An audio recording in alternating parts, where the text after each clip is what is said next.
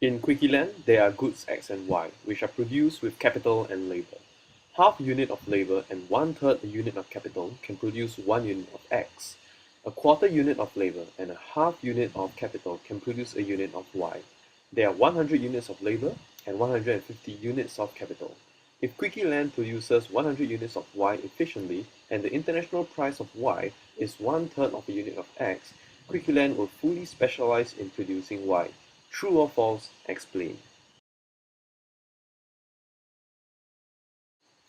So to make life a little bit easy for us when tackling this kind of exam questions, we have come up with the concept of quickie pointers. So what it can do to summarize this question would be to firstly identify all the important points that you see and demarcate them with colors.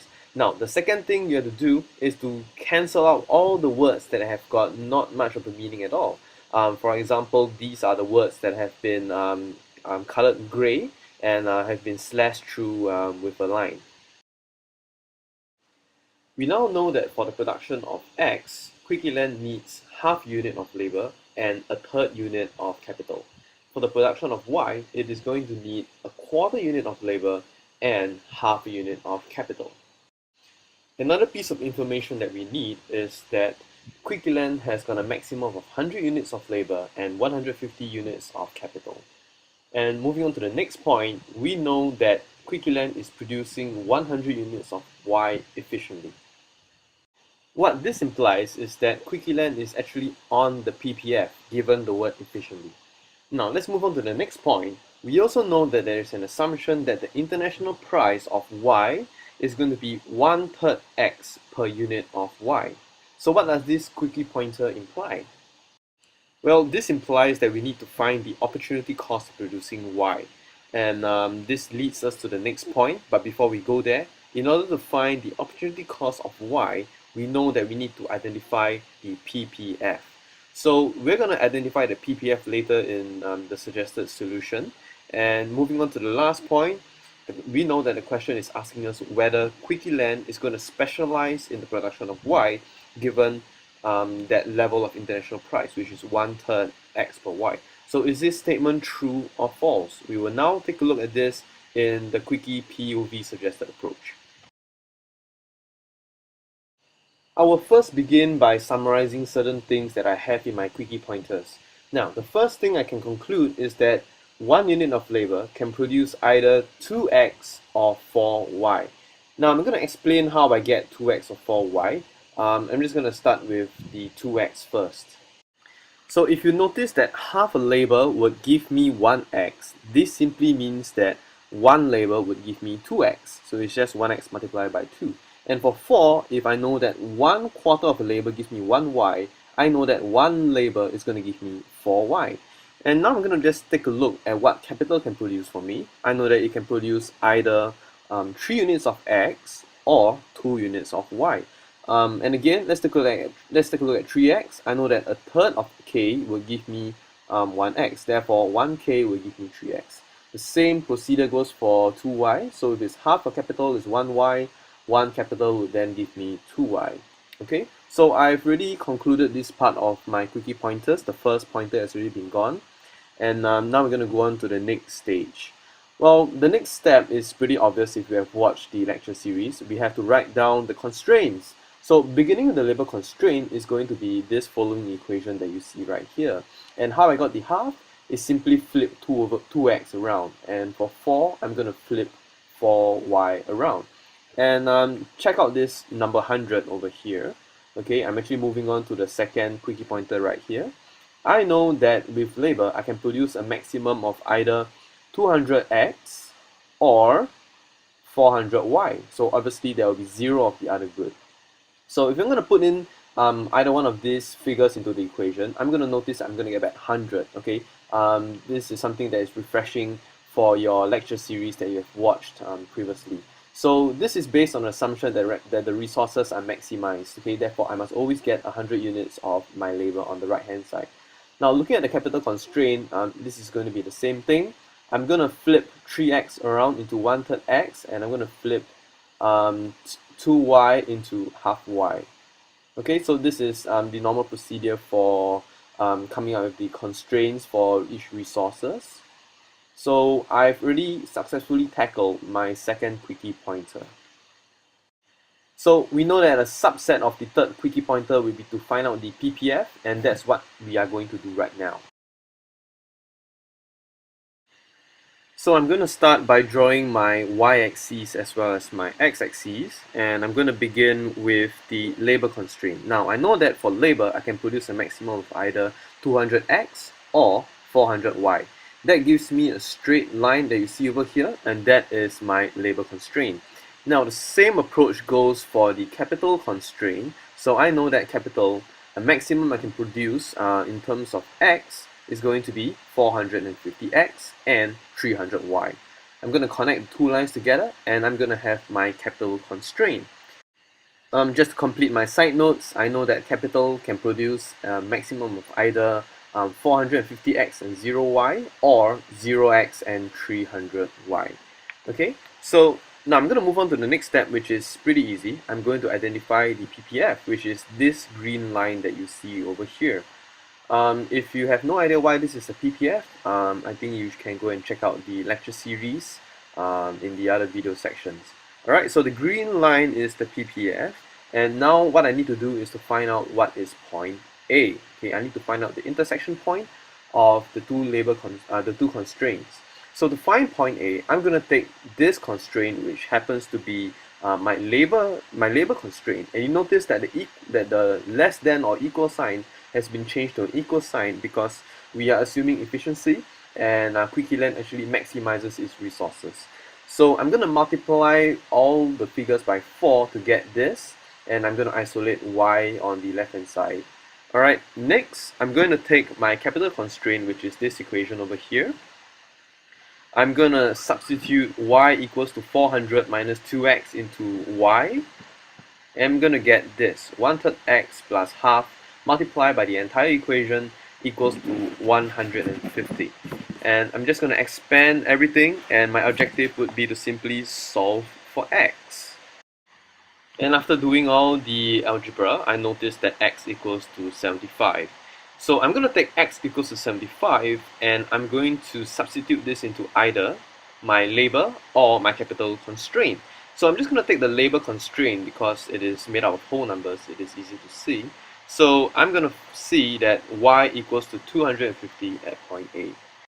A simple side note recap, I actually took x equals to 75 and substituted into the labor constraint. Therefore, point A is equals to 75 and 250. Knowing this, I'm also going to label it in my graph. So I know that point A is going to be 75 on the x-axis, and it's going to be 250 on the y-axis.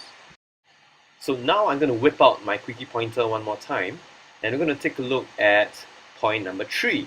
I know that QuickieLand is producing 100 units of y efficiently, therefore it has to be on the PPF. The first step is to identify where is 100y. It has to be somewhere here, right? Well, because this point has to be lower than 250y, right? I mean, this is just common sense, because as we move upwards the y-axis, we are increasing the number of y.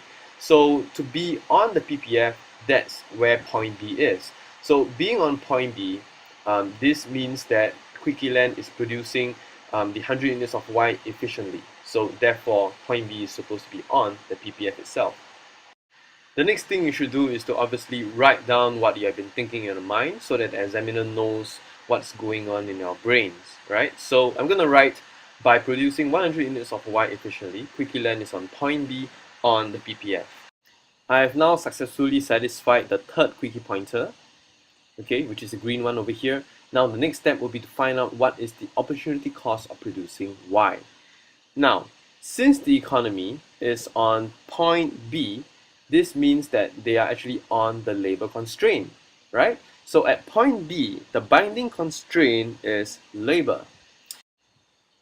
Okay, so therefore the opportunity cost of producing y using labor is half x per y. How I got half x per y is as follows. I know that to produce 4 units of y, I have to give up 2 units of x. How I got these figures is just right on top here, 4 and 2. Okay, therefore to produce 1 unit of y, I have to give up half a unit of x. That is simply 2 divided by 4, which is half. We are now progressing onto the fourth quickie pointer, and I have to identify how to bring in 1/3 x per y as the international price into the picture. Now, since the opportunity cost of producing y is more than the international price of y, and this is the case because half x is more than 1/3 x, right? It is therefore cheaper to buy x from the international market at the price of 1/3 x per y. Also, since the international price of x, which is 3y per unit of x, and how I got this is because I know that 1/3 x is going to give me 1y, therefore 1x is going to give me 3y. So that is how I got 3y per x. And I know that this is larger than the opportunity cost of producing x, which is 2y per x. I got 2y per x since the opportunity cost is half unit of x for 1y. I know that 1x will give me 2y. So QuickieLand has the comparative advantage in producing X, therefore it will specialize in the production of X instead of Y. This makes the statement false, and QuickieLand will not want to specialize in the production of Y, whether it is fully or not. There are two economies which produce two goods each, X and Y. QuickieLand can produce either 20 units of X or 80 units of Y, or any linear combination of the two. QuickieTown can produce either 20 units of X or 40 units of Y, or any linear combination of the two. Therefore, there is no price for which QuickieLand will gain from trading with QuickieTown. True or false, explain.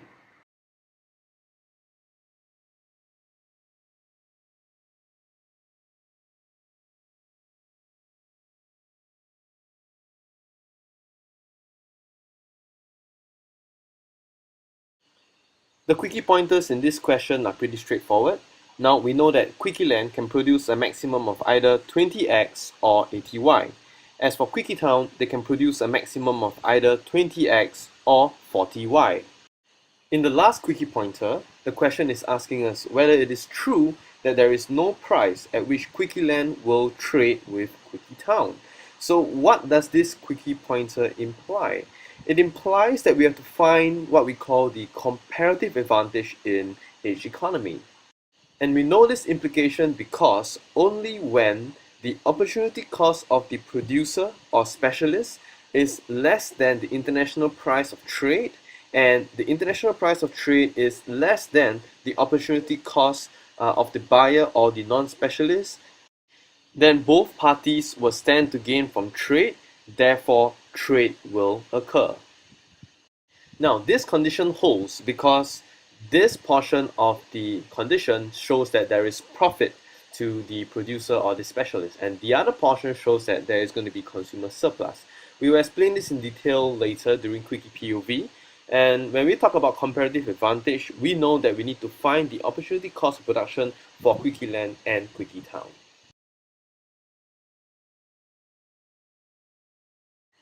The first thing I'm going to do is to draw the PPF for both economies. So I'm going to draw X and Y axes for both QuickieLand and QuickieTown. And referring to the first quickie pointer, I know that QuickieLand can produce a maximum of either 20x or 80y. And I'm going to connect these 2 points together, and I'm going to do the same for QuickieTown. The maximum of 20x and 40y, join the 2 lines together. Now these lines are the PPF, and it's also known as the consumption productivity frontier. The production possibility frontier. We assume this because they consume what they produce. So as you can see, 20 and 80 are the maximum quantity, and because it is a linear combination, therefore it is a straight line PPF or CPF. And we just mentioned it is known as a CPF because we assume that they consume what they provide. So 20 and 40 is also the maximum quantities of which QuickieTown can produce. Now the next step would be to identify what are the opportunity costs of production. So let's start with QuickieLand first. Now I know that the opportunity cost of producing X is going to be 4y per X, and I know this because for 20x I need to give up 80y, therefore for 1x I need to give up only 4y, 80 divided by 20. Now for the opportunity cost of producing Y, I know that it is 1 over 4y, 1 over 4x per y. Okay, now I can do this using math, and there's actually an easier way to do it. I can actually just flip around the opportunity cost of producing x. So that will save me some time in thinking. Moving on to QuickieTown, the opportunity cost of producing x is going to be 2y per x, and it is 2y because to produce 20x, I have to give up 40y. Therefore, to produce 1x, I just have to give up 2y. 40 divided by 20. Now, moving on to the opportunity cost of producing y, I know it's going to be just half x per y, and I got this because I flipped the opportunity cost of x around. So 2y, you flip it around, it becomes half. So you see, I'm saving quite a bit of time on thinking, right? So before I go on, I just want to check where I am in my progress. So taking out my quickie pointers, I have already satisfied 1, 2, and 3 pointers. Okay, so now I'm going to move on to the next part, which is identifying the comparative advantage. You'll notice that QuickieTown has the comparative advantage in producing x because 2y is lesser than 4y. So I'm just going to demarcate that as CA. And for QuickieLand has the comparative advantage in producing y. Right, so I'm just going to write this statement out so that the examiner knows what I'm thinking about. So QuickieLand has got the comparative advantage. Please write this out fully in the exam.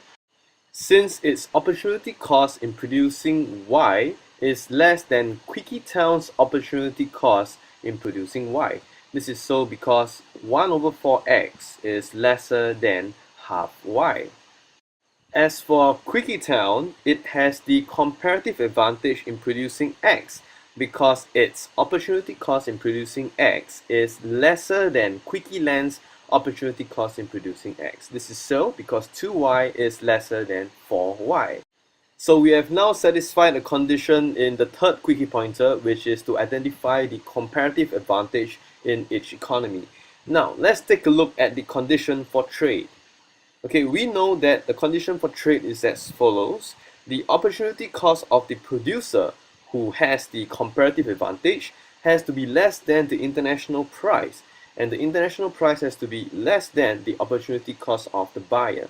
Now this is so because this portion here earns a margin of profit above the cost for the producer, and this margin over here gives the buyer a surplus. Now this is a surplus because he's actually paying lesser as compared to producing it on its own. So there is some form of a gain because its value is more than the price it pays.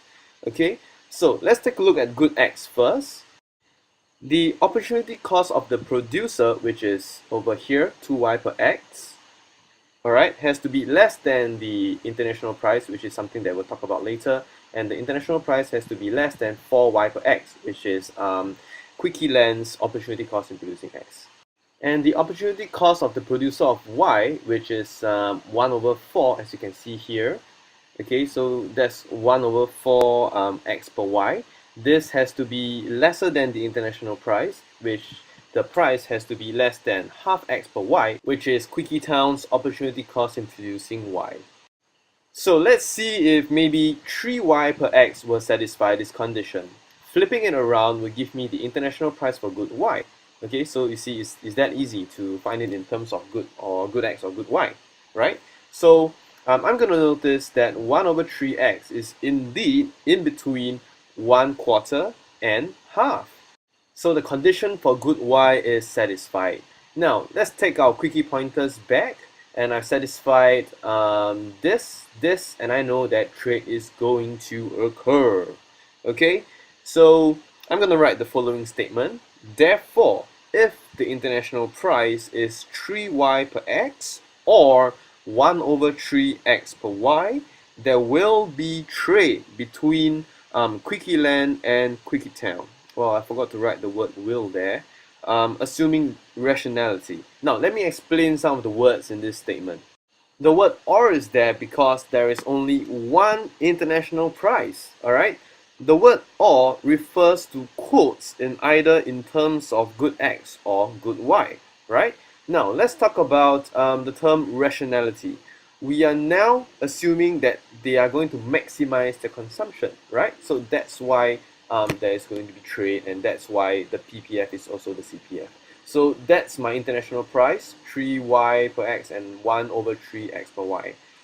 What I'm doing now is I'm going to draw the new PPF or CPF to show that there is actually some form of a gain from trade. Alright, so the left hand side graph is for QuickieLand and the right hand side graph is for QuickieTown. And I'm just going to draw the initials PPF on both of these graphs first. Okay, so I know that for QuickieLand, he's going to specialize in the production of Y. So what happens if QuickieLand sells all of its Y for good X? To find out the total number of good X QuickieLand can purchase, I'm going to have to take 80Y divided by the international price of 3Y to get the total number of X. So I'm not very good at mental sums, you see, so I'm just going to take out my calculator. And alright, I've got 26.67 units of X if I were to sell all my units of Y. Okay, so now since QuickieLand is going to buy X, okay, I know that the maximum you can get is 26.67. So therefore, this is the new PPF or CPF from the result of trading. Okay. My apologies, the word buy is meant to be a side note, so you don't have to write it down in the exam. For QuickieTown, they're going to specialize in the production of X and they're going to buy Y from QuickieLand. So let's do the same thing again. If QuickieTown is going to sell all of its X for Y, what it will get is 20X divided by 1/3 X, which is also 20X times 3X.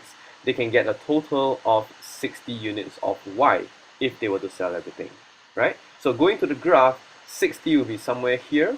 I'm going to connect both of these lines together and I'm going to have my new PPF slash CPF, right? So as you can see, both of the PPFs have shifted out. So since both the PPF slash CPF shifts out, there is actually a gain in trading. So this is when the international price is 3y per x or 1/3 x per y. Okay? Now, this means that there exists a price for which trade and gain can occur. So when there exists a price, this means that the statement is false. So there we have it. This is our final conclusion. And to whip out our final quickie pointer, we have satisfied the last one. Alright? So with that, I would like to thank you for QuickieNomics. Please stay tuned for more exam videos.